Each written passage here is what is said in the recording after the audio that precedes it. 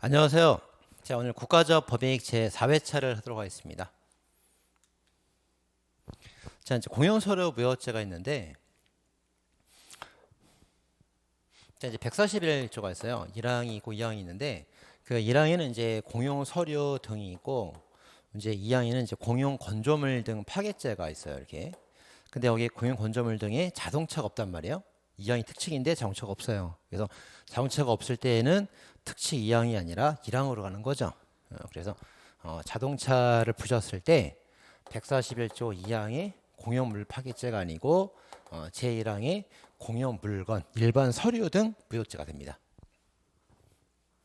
자, 공용서류가 미완성이라더라도 보호를 받죠. 이렇게 미완성이라더라도 제3자로부터 보호를 받습니다. 하지만 이제 이 사람이 작성자인데 자기가 쓰다가 잘못 썼을 때 작성자가 찍는 건 제가 안 되는 거예요. 근데 자기 손을 떠나서 객관화되어서 제3자의 개입이 있고 나서 객관화되면 그때는 작성자가 함부로 찍을 수가 없는 거예요. 그래서 미완성인 것도 제3자로부터 보호된다. 권한 있는 사람이 찍는 건 제가 안 된다. 객관화되었을 때는 찢어도 제가 된다. 하나, 둘, 셋 이렇게 된 겁니다.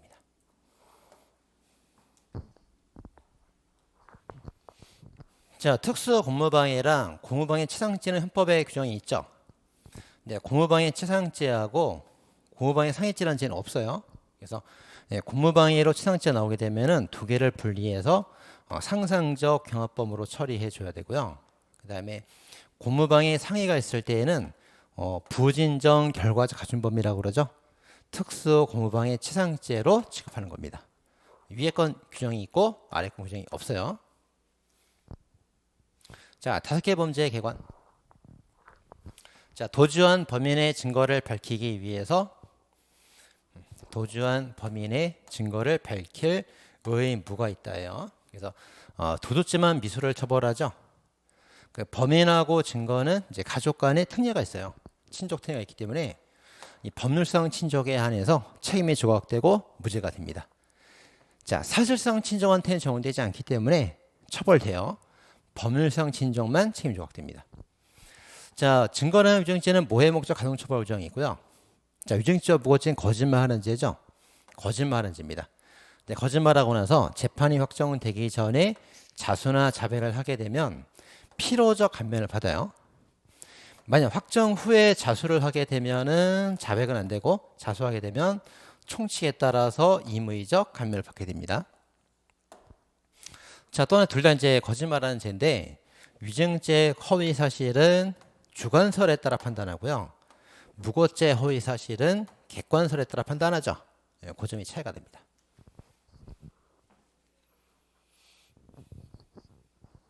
자, 범인 증거 위증 무고가 전부 다 자신을 대상으로는 죄가 되지 않아요. 을을 대상으로 죄가 안 됩니다. 을이 갑이란 타인을 대상으로만 죄가 되는 거예요. 자, 근데 이제 갑이 을한테 교사나 방조를 했어요. 어떻게 방조했냐면 을한테 을 자신에 관한 죄를 지도록 한 거예요. 그러면 정범이 없으니까 공범도 나올 수가 없겠죠. 근데 갑이 을한테 교사 방조하기를 갑이 을 타인을 위해서 이런 죄를 저지르게 교사 방조한 거예요. 그러면 이 사람은 타인을 위해 했으니까 정범이 인정될 수 있고 정범이 있으면 교사 방조 공범도 나올 수가 있습니다. 자, 우리 잘 이해해야 되겠죠. 그래서 이제 여기 자신은 누굽니까? 갑이에요. 타인은 을이에요. 그래서 타인 을에게 갑 자기 자신을 위해서 하도록 교사 방조하면 정범이 있으니까 공범도 있다 됩니다. 정범이 없으면 공범도 없고 정범이 있을 때만 공범도 있는 거예요. 자, 위증죄 허위는 주관설이고 무고죄 허위는 객관설입니다.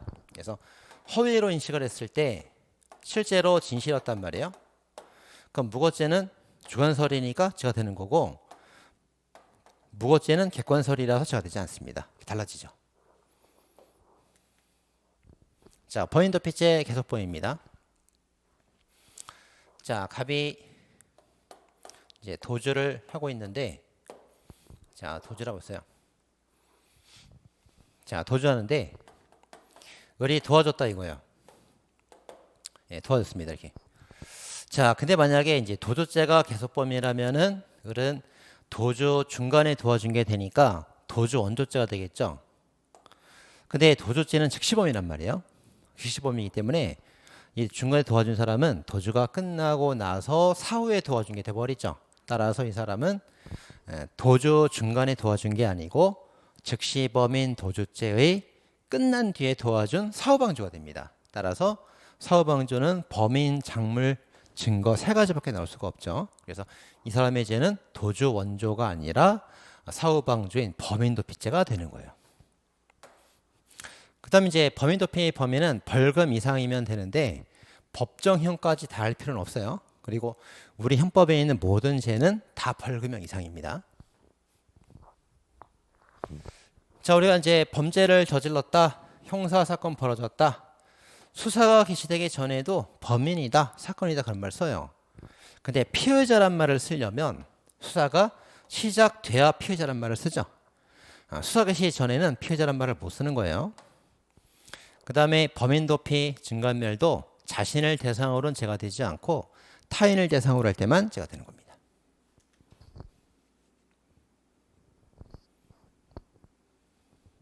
자, 이제 을이 갑을 숨겨줬는데 도와줬다고 다 범인도피가 되는 거 아니죠?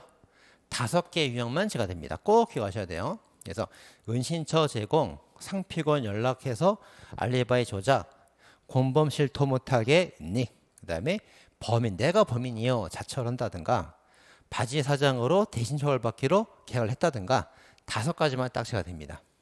나머지 뭐 안심, 허위 진술, 내가 실제 업주입니다 이런 거짓말은 무죄가 됩니다.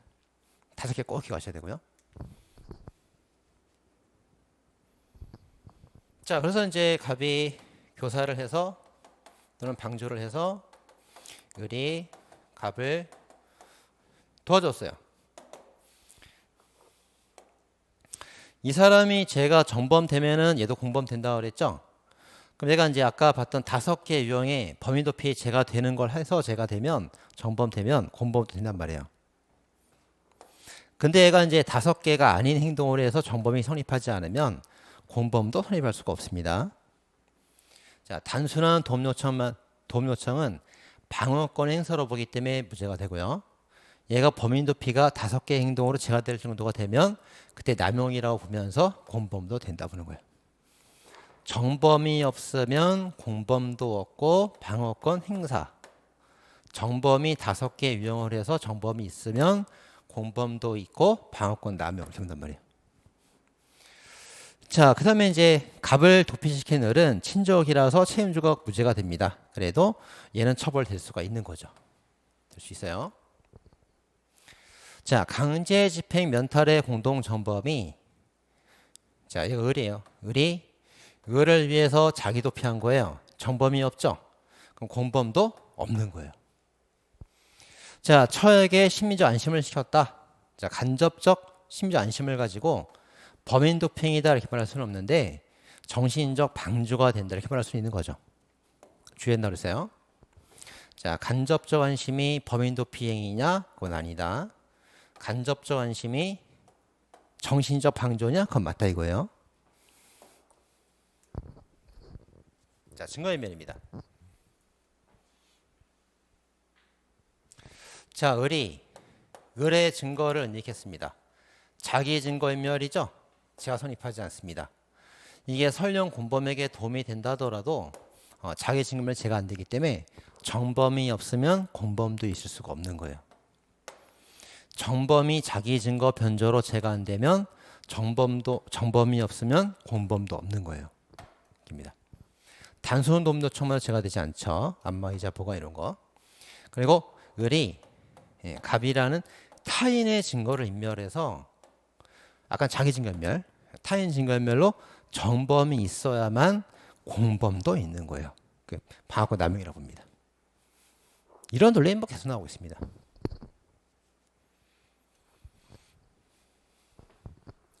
자, 이제 증거 변조는 이제 형사 사건, 징계 사건인데 국가적 법익이니까 당연히 국가 징계를 말하는 겁니다.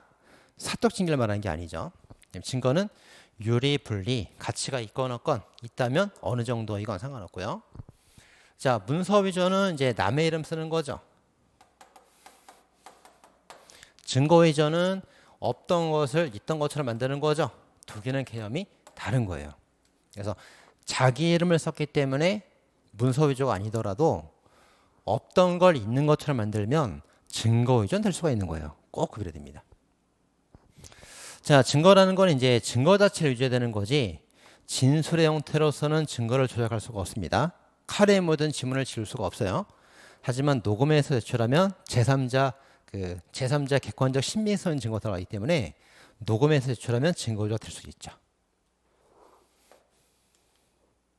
자, 이렇게 해서 이제 4회를 마치도록 하겠습니다. 수고하셨습니다.